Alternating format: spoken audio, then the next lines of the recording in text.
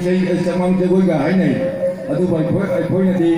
Sapopay, another Sham Jagoy, and I call Machidum Sale, Machidogin, put a like how for my Yama, I put Jagoy, my Yama told the Tony Bushi, Machidogini, Object Mai, and Moya told Kuchi, Habaganda, Yang Biu, put an Harabogan is on the Yang Biu, and then Hausina, the Pasina,